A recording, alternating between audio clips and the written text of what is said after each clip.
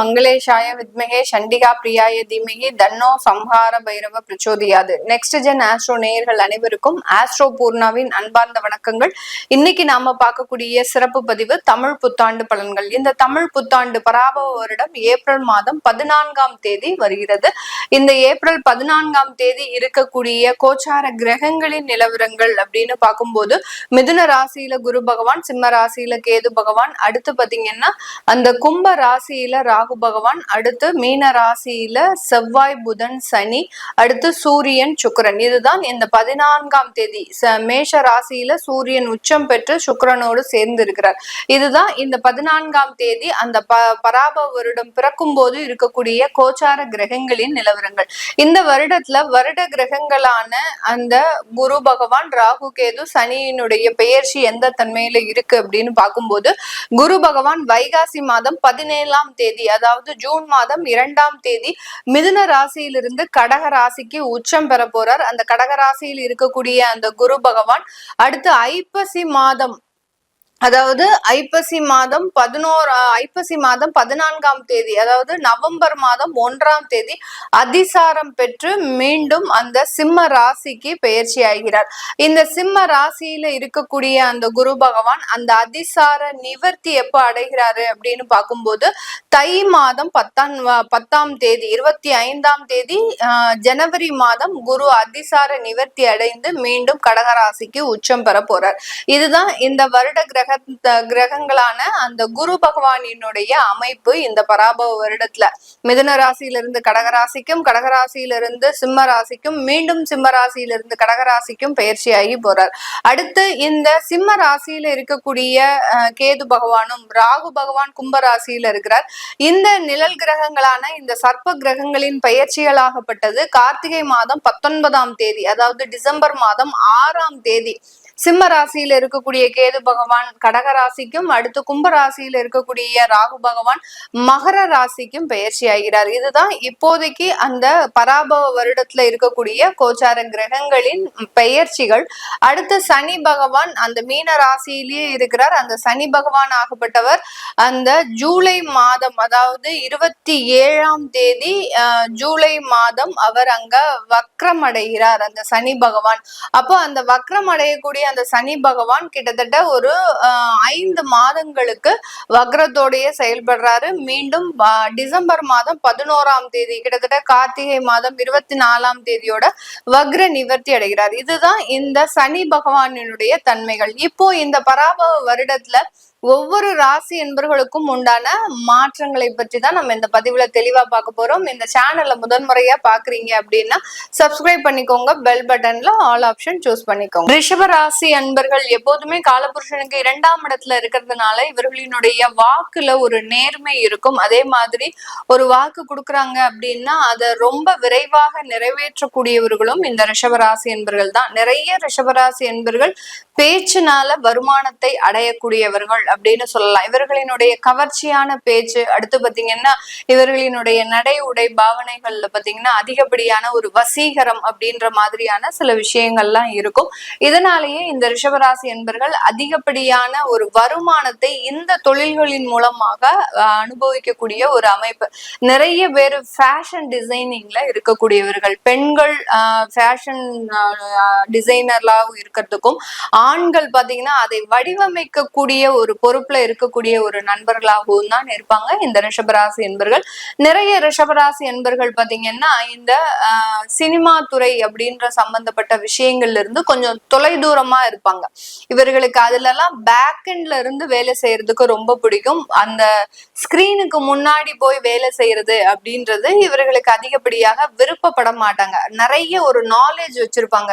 அதாவது ஒரு கதை, திரைக்கதை, அந்த மாதிரியான கவிதை எழுதுறது, இந்த மாதிரியான விஷயங்கள்ல எல்லாம் ரொம்ப நாட்டம் உடையவர்கள் நம்ம ரிஷபராசி என்பர்கள். இவர்களுக்கு தமிழ் புத்தாண்டாகப்பட்டது இந்த பராபவ வருடம் அதிகப்படியான ஒரு நன்மைகளை கொடுக்கக்கூடிய ஒரு வருடமாக தான் இருக்கும். இந்த இடத்துல இந்த ரிஷபராசி என்பவர்களுக்கு நம்ம ஒரு ஸ்கோர் கொடுக்கணும் இந்த தமிழ் புத்தாண்டுல அப்படின்னு கேட்டீங்கன்னா ஒரு 85% அதிகப்படியான ஒரு நன்மைகளை பெறக்கூடிய ஒரு ராசியாக தான் இருக்க போகுது.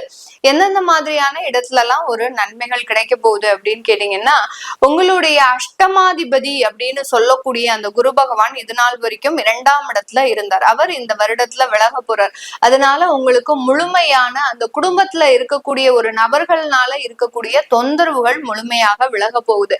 குடும்பத்துல இருக்கக்கூடியவர்களே உங்களுக்கு நம்பிக்கை துரோகம் இழத்திருக்கலாம், இல்ல பாத்தீங்கன்னா அவர்களால நீங்க கடன் பட்டிருக்கலாம், அந்த கடன்களை அடைக்க முடியாமல் உங்களுடைய வருமானம் பத்தாமல் இந்த மாதிரியாக சில விஷயங்கள்ல கடன் மேல் கடன் வாங்கக்கூடிய ஒரு சூழ்நிலைகள்லாம் இந்த குடும்பத்தார்கள் மூலமாக இந்த ரிஷபராசி என்பவர்களுக்கு வந்திருக்கும். இது எல்லாமே இந்த வருடத்துல முழுமையாக நிவர்த்தி அடையக்கூடிய ஒரு நேரம். அடுத்து இந்த ரிஷபராசி என்பவர்களுக்கு உடன் பிறந்தவர்கள் மூலமாக இந்த வருடத்துல ஒரு சப்போர்ட் அப்படின்றது கண்டிப்பாக கிடைக்க போகுது. அதுவும் பாத்தீங்கன்னா இளைய சகோதர சகோதரிகள் மூலமாக இந்த ரிஷபராசி என்பவர்களுக்கு அதிகப்படியான நன்மைகள் அப்படின்றது கண்டிப்பாக இருக்கும். இப்ப பள்ளி பருவத்துல இருக்கிறீங்க, ஒரு கல்லூரி பருவத்துல இருக்கிறீங்க அப்படின்னா நீங்க உங்களுடைய இளைய சகோதர சகோதரிகள் கிட்ட கொஞ்சம் ஒரு ஏதோ ஒண்ணு சில விஷயங்களை நீங்க கேட்டுக்கிறது நல்லது. அவங்க மூலமாக அவங்களுடைய தாட் எப்படி இருக்கு, இந்த குரூப் எடுத்தா நல்லா இருக்குமா, இந்த குரூப் எடுத்தா நல்லா இருக்குமா, இல்ல இந்த இடத்துக்கு வேலைக்கு போனா நல்லா இருக்குமா அப்படின்றது, அவங்க நமக்கு வயசு சிறியவர்கள் தானே அப்படின்னு நினைத்து நீங்க அவர்கள் கிட்ட போகாம அவங்க சொல்லக்கூடிய விஷயங்களையும் நீங்க கிரகித்துட்டீங்க அப்படின்னா மிகப்பெரிய அளவுக்கு நன்மைகள் கிடைக்கக்கூடிய ஒரு ஆண்டாக தான் இருக்க போது. இந்த காலகட்டம் சொந்தமாக சொத்துக்களை வாங்கக்கூடிய ஒரு நேரம். நிறைய ரிஷபராசி என்பவர்களினுடைய மனதுல நான் இதை சொல்லும் போது அவர்களினுடைய மனதுல ஓடிக்கொண்டு இருக்கக்கூடிய விஷயம், சொத்துக்கள் வாங்கினதுனால நாங்க நிறைய கடன் பட்டுட்டோம் அப்படின்ற மாதிரியாக அவர்களினுடைய மனதுல இருக்கும். ஏன்னா ரிஷப ராசிக்கு 4ஆம் இடத்துல கேது பகவான் இருந்ததுனால சொத்துக்கள் வாங்கணும்னு முதல் முறையாக ஆசைப்பட்டு அதனால கடன்களை சிக்கி தவிக்கக்கூடியவர்கள் நம்ம ரிஷபராசி என்பவர்கள் தான். இது எல்லாமே இந்த வருடத்துல கொஞ்சம் உங்களுக்கு இயல்பு நிலைக்கு மாறக்கூடிய ஒரு நேரமாக இருக்க போது. கடனை பத்தி ரொம்ப யோசிக்காதீங்க. வருமானத்தை ஈட்டுவதற்குண்டான சில முயற்சிகளை நீங்க இந்த வருடம் செய்யும் போது கண்டிப்பாக அதற்குண்டான நிறைய மாற்றங்கள் உங்களுக்கு கிடைக்கிறதுக்கு உண்டான ஒரு நேரமாக இருக்கும். நிறைய ரிஷபராசி என்பவர்கள் அரசாங்க துறையில பெரிய பெரிய அதிகாரிகளாக இருக்கிறதுக்கு உண்டான வாய்ப்புகள் அதிகம். அது எல்லாமே அவர்களுக்கு கடந்த காலத்துல கொஞ்சம் அந்த வேலை ரீதியாக சில சுமைகளை கொடுத்திருக்கும். வேலை ரீதியாக கடந்த 1.5 வருடங்களுக்கு முன்பாக இவர்களுக்கு பாத்தீங்கன்னா அதுல ஒரு சின்ன அவமானங்கள், தேவையில்லாத ஒரு கெட்ட பெயர்கள், இதெல்லாமே ஒரு பிளாக் மார்க். இவர்களை அதிகாரிகளாக போட்டோம் நம்ம, ஆனா அந்த டிபார்ட்மெண்ட்ல பெரிய அளவுக்கு பிரச்சனைகள் வந்துகிட்டே இருந்ததே ஒழிய குறையல அப்படின்ற மாதிரியாக இந்த ரிஷபராசி என்பர்கள் மீது அந்த உயர் அதிகாரின்ற ஒரு பொறுப்புல ஒரு பிளாக் மார்க் விளர்றதுக்குண்டான ஒரு அமைப்புகள் எல்லாம் கடந்த 1.5 வருடங்களுக்கு முன்பாக இருந்திருக்கும். அது எல்லாமே இந்த வருடத்துலதான் உங்களுக்கு சரியாக போகுது. எப்பண்டா உங்களுக்கு அந்த பிரச்சனைகள் தீரும் அப்படின்ற மாதிரியாக இருப்பீங்க. ஏன்னா நீங்க தவறு செய்திருக்க மாட்டீங்க, நீங்க பொறுப்பு எடுத்ததுல இருந்து அந்த பிரச்சனைகள் உருவெடுக்க ஆரம்பிச்சிருக்கும். யாரோ செஞ்ச தவறுக்கு நீங்க அதுக்கு பொறுப்பெடுத்து அதை தீர்த்து வைக்க வேண்டிய ஒரு சூழ்நிலையில நீங்க வந்துட்டீங்க. இந்த ரிஷபராசி என்பவர்களுக்கு இந்த மாதிரியான சில வழக்குகள்ல இருந்து விடுதலை அடையக்கூடிய ஒரு நேரமாக இருக்க போது. நிறைய ரிஷபராசி என்பவர்களுக்கு நான் முன்னமே சொன்ன மாதிரி அஷ்டமாதிபதி 2ஆம் இடத்துல இருந்ததுனால விவாகரத்து வழக்குகள் அதிகமாக இருந்திருக்கும் கடந்த காலத்துல. அந்த விவாகரத்து வழக்குகள்ல இருந்து நிவர்த்தி அடையக்கூடிய ஒரு தருணம். இதுல 2 பேரும் சேருவாங்களா அப்படின்ற ஒரு முக்கியமான ஒரு கேள்விகள் இருக்கும் ரிஷபராசி என்பவர்களுக்கு. விவாகரத்து வழக்குகள் போயிட்டு இருக்கு மேடம், ஆனா நாங்க சேரக்கூடிய மனநிலையில இருக்க இல்ல, ஆனா எங்களுக்கு ஒரு சேர்க்கை கிடைக்குமா, இல்ல நாங்க ஒரு புதிதான வாழ்க்கையை தேடி பயணிக்கணுமா அப்படின்ற ஒரு கேள்விகள் இருக்கும். இந்த விவாகரத்துகள் கண்டிப்பாக ஒரு துண்டிப்பை ஏற்படுத்துவதற்குண்டான ஒரு அமைப்பையும் புதிய ஒரு வாழ்க்கையை தொடர்வதற்குண்டான ஒரு அமைப்பையும் தான் இந்த பராபவ வருடம் இந்த ரிஷபராசி என்பவர்களுக்கு கொடுக்க போகுது. அதனால பழைய வாழ்க்கையை பத்தி நீங்க நினைச்சிட்டு உங்களுடைய புதிய வாழ்க்கையை வீணடிக்காமல் இனி வரக்கூடிய காலங்கள்ல நிறைய ஒரு வளர்ச்சிகள் இந்த ரிஷபராசி என்பவர்களுக்கு இருக்கு. குடும்பம் ரீதியாக, பொருளாதாரம் ரீதியாக, தொழில் ரீதியாக நிறைய வளர்ச்சிகள் இருக்கிறதுனால அதுல ரொம்ப கவனம் செலுத்துறது ஒரு முக்கியமான ஒரு விஷயமாக தான் இந்த பராபவ வருடம் இந்த ரிஷபராசி என்பவர்களுக்கு இருக்க போகுது.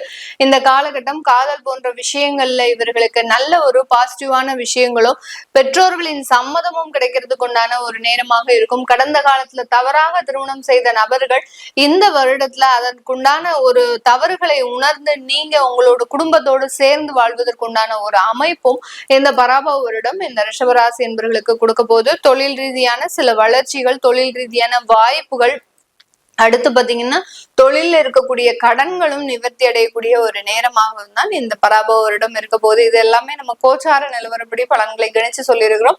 உங்களுடைய சுய ஜாதக திசாபுத்தி பலன்கள்ல திருமணம் பற்றி நீங்க தெரிஞ்சுக்கணும்.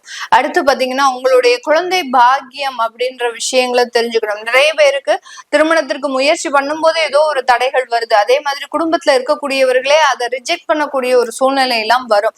அதையெல்லாம் பத்தி நீங்க தெரிஞ்சுக்க விருப்பப்படுறவங்க கீழே இருக்கிற நம்பருக்கு வாட்ஸ்அப்ல அப்பாயின்மெண்ட் வாங்கிக்கிட்டு நீங்க கன்சல்ட் பண்ணிக்கலாம். உங்களுடைய குழந்தைகளுக்கு ஜாதகம் எழுதணும், நியூமராலஜி படி பேர் வைக்கணும்னு நினைக்கிறவங்களும் கீழே இருக்கிற நம்பருக்கு வாட்ஸ்அப்ல மெசேஜ் அனுப்புங்க. அதற்குண்டான விவரங்கள் தெரிய வரும். உங்களிடமிருந்து விடைபெறுவது உங்கள் ஆஸ்ட்ரோ பூர்ணா. நன்றி, வணக்கம்.